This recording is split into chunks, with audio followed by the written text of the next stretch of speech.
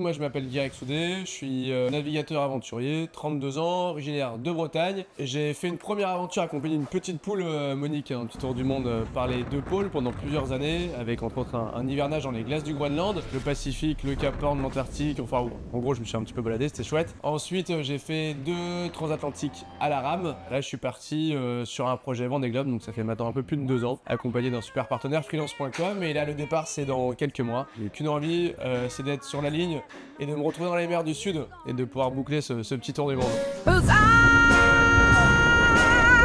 Ain't got nobody much and nobody cares for me, and I'm sad and lonely.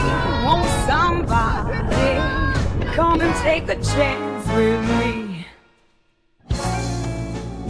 Et là il m'appelle et il me fait Alice, non mais c'est décidé, il faut vraiment que je fasse le prochain Vendée Globe. Vas-y, trouve-moi un IMOCA et on monte le projet. Quand je rentre, j'avoue, je raccroche, je me mets à pleurer parce que je me dis qu'il est sérieux. Et c'est ça qui me fait peur. Ouais, c'est ça. C'était pendant ma transat à la rame, là, donc décembre, janvier, tu vois, 2020-2021. Ils étaient en train de remonter l'Atlantique et c'est là où je me suis dit, mais ok, mais j'ai vraiment envie de faire le Vendée Globe. Donc je dis Alice, ok, c'est parti. Allez, on met tout en route, Alice, faut qu'on trouve un bateau. Et Alice, elle a commencé à passer des coups de fil dans tous les sens, se renseigner. Et ils m'ont envoyé des infos, des photos. Et voilà, c'est parti de là. Donc il est à la rame, il m'appelle. C'est là qu'il s'est décidé en fait pour l'IMOCA de Benjamin Dutreux. Le deal, c'était donc on signait le bateau, mais bien sûr, enfin, il n'y avait pas d'argent pour mettre le bateau à l'eau. Il n'y avait pas d'argent pour payer une assurance d'un bateau à l'eau. Il n'y avait pas, enfin, il y avait rien quoi. J'avais 0 sponsor, non. J'avais des pistes, mais c'était hyper vague en fait. Tu vois, entre avoir des pistes et que ça se fasse, il y a plusieurs océans quoi. Donc il m'a rappelé quand il était à la rame d'ailleurs. Ça a transat allé à la rame, il m'a appelé et il m'a dit ah, ça y est, je vais acheter un bateau. Moi j'y croyais pas trop, j'ai dit bah écoute, achète ton bateau et on se rappelle. Et voilà. Et donc je me suis dit bah là j'ai le bateau, si je trouve pas de sponsor, je suis dans la merde jusqu'à la fin de ma vie quoi. donc j'ai pas le choix. Et donc bah voilà, on a réussi à trouver un et des partenaires, d'ailleurs il y en a plusieurs qui nous suivent. C'est les histoires de Guirec, c'est ça, c'est toujours des choses au bon moment qui arrivent, des rencontres. Ça a matché direct avec Sylvestre de freelance.com. C'était par Ribacom qui s'étaient rencontrés. Et du coup, eux qui n'avaient jamais fait de sponsoring, ils ont dit bah ok, banco quoi. Voilà, les choses sont bien faites, mais c'est vrai qu'elles sont pas faites dans l'ordre quoi. Tu commences par trouver un sponsor, monter une équipe, acheter un bateau. Bah moi j'ai acheté un bateau, monté une équipe, trouvé un sponsor quoi. There's a saying going round and I begin to think it's true. It's awful hard to love someone when they don't care about you. Once I had a loving man as good as any in the town, but now I'm sad and lonely for he's gone and turned me down. Tout de suite je me dis en fait que je l'imaginais très bien dans les 40e rugissants sur un bateau de 20 mètres, il n'y a aucun problème, mais j'avais très peur en fait de tout le process avant et de tout ce que ça implique, des contraintes que lui n'aime pas et que je savais d'avance que ça allait pas lui plaire.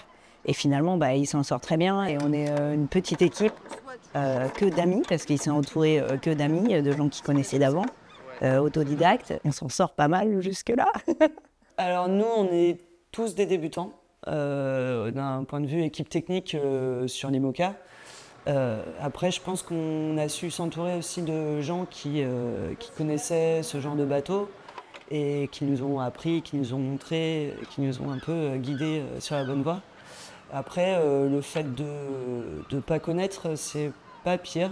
On tâtonne un peu plus, on prend plus le temps, mais en s'entourant assez bien, je pense qu'on arrive à faire fonctionner le truc. C'est d'avoir d'abord ce rapport humain de confiance, d'amitié. On est une petite équipe, on communique. Quand il y a des choses qui vont pas, on se le dit. Et je pense qu'on est tous là pour le même projet, on veut tous écrire la même histoire. Et c'est ça qui compte, quoi.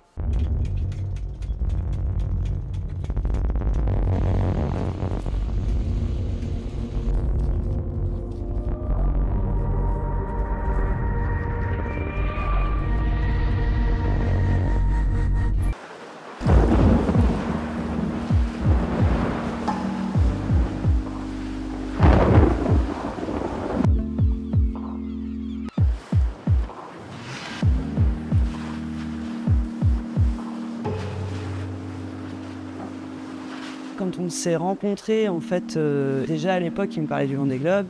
Et déjà à l'époque, il me disait Lucie, si je fais ça, je veux le faire avec toi. En fait, j'ai eu la chance de rencontrer un marin qui s'appelle Éric Dumont dans les Caraïbes, juste après ma première transat avec Monique, donc en 2014. Et Éric Dumont avait fait plusieurs Vendée Globe, donc on m'a clairement dit écoute, le Vendée Globe c'est une course qui est faite pour toi, j'en suis sûr. Et là je fais ah ouais, le Vendée Globe, c'est fou, c'est pour les champions, c'est peu pour moi, c'est pas pour les rigolos quoi. C'est resté dans un coin de la tête parce que moi à ce moment-là, je montais mon projet pour partir au Groenland où je suis resté 1 an dans le Grand Nord et ça m'a trotté. Et le Vendée Globe 2016 est arrivé, je l'ai suivi à distance et je me suis dit ouais, mais il a raison en fait, j'ai vraiment envie de le faire maintenant quoi. Le Vendée Globe, c'est avant tout une course d'aventurier, parce qu'il faut suivre mentalement et physiquement, surtout mentalement. Après, Guirec, c'est un aventurier, il a un mental d'acier, il n'aura aucun souci à finir et de prendre du plaisir quand même dans des conditions dures.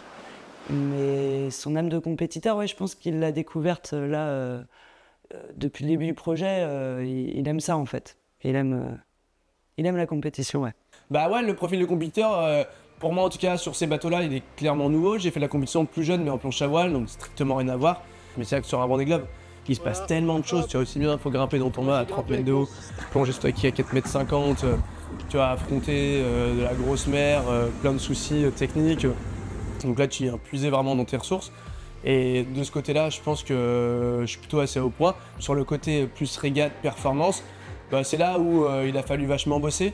Donc je travaille encore dessus, mais je commence à être vraiment à l'aise sur mon bateau, je suis en confiance. Clairement, j'ai qu'une envie, c'est de partir faire ce tour du monde. Hein. J'attends ça avec impatience. C'est vrai que là, ça fait 2 ans que je navigue, que je fais des transats et tout, c'est cool. Mais moi, il faut que je parte des mois en fait, tu vois, pour vraiment être heureux, pour vraiment me mettre dedans quoi. Donc voilà, j'attends ce Vendée Globe. Et moi, s'il pouvait y avoir un Vendée Globe par an ou 2, ça m'irait très bien d'ailleurs.